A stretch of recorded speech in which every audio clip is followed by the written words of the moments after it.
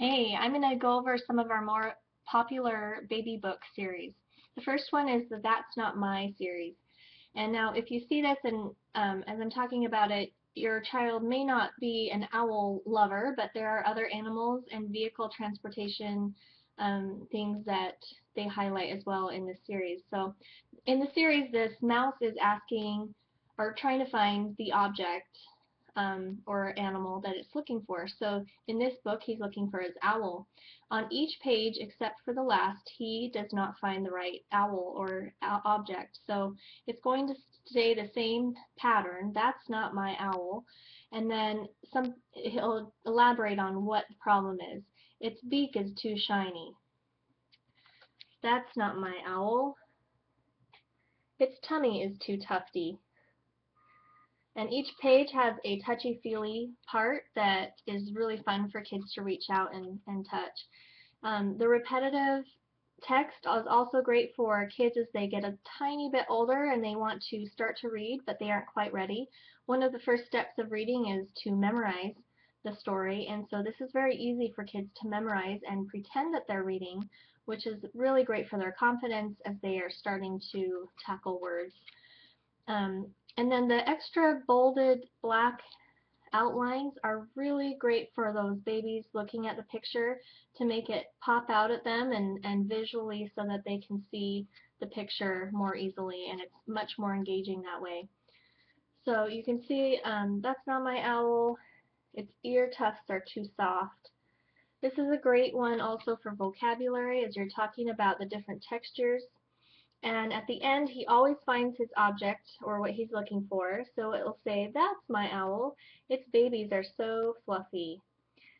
My daughter was a wiggly worm when she started to listen to books, and that series was the only one that she would sit through because she could sit and touch and feel that little part on the page while I finished the text.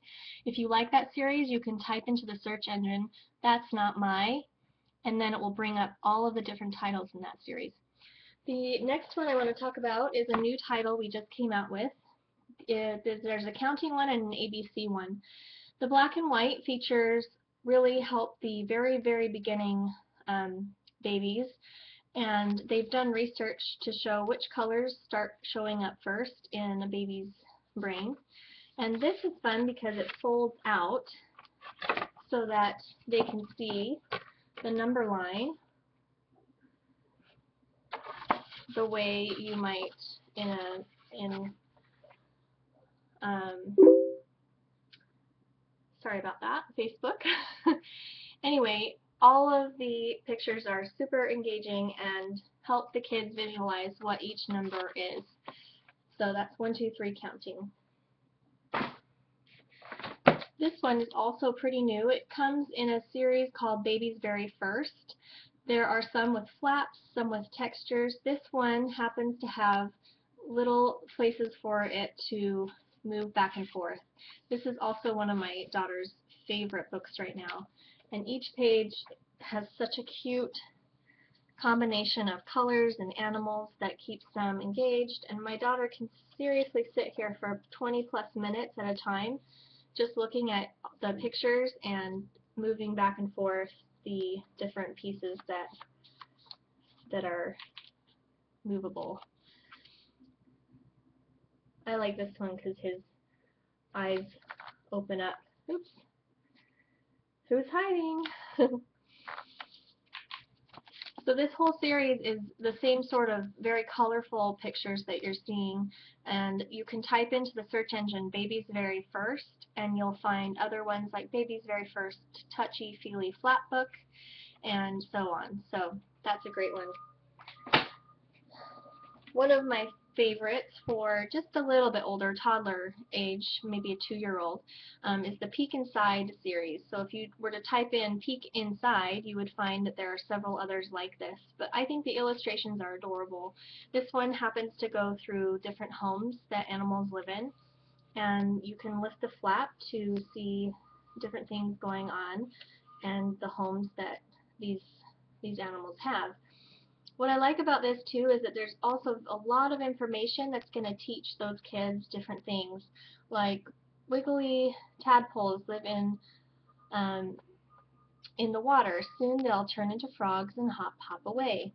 So there's little facts entwined with each page that will help them learn new things. Inside they build honeycomb, which has lots of holes. They make honey and store it there. And there's a double flap here. The biggest bee in the hive is called the queen. Can you find her? So very interactive. There are also little textured parts where they pop out and you can kind of keep them engaged that way. Alright, the last one has been wildly popular in our home, and that is My Animal World. So there's the wild animal world and the farm animal world. Inside both of them are 9 tiny books that all follow the same pattern. So the snake one, for example, tells you what the animal is called. I am a snake. My home is a hole. My baby is called a snakelet. I eat mice. I hiss. So very informational here. It teaches obviously the baby name, where they live, what sound they make, what they like to eat, and so each one will follow that same pattern, and which case that really helps those kids who are just slightly older too. If they have an older sibling or as they grow older, they can start to memorize and pretend like they're reading the book as well, even if they might not know exactly what the words are saying. They've learned that the pattern goes, I am a animal name. My home is and it tells the home. And so my older son, has really enjoyed reading the books and feeling confident that he's a reader even when he doesn't actually know the words yet. Great first step in reading.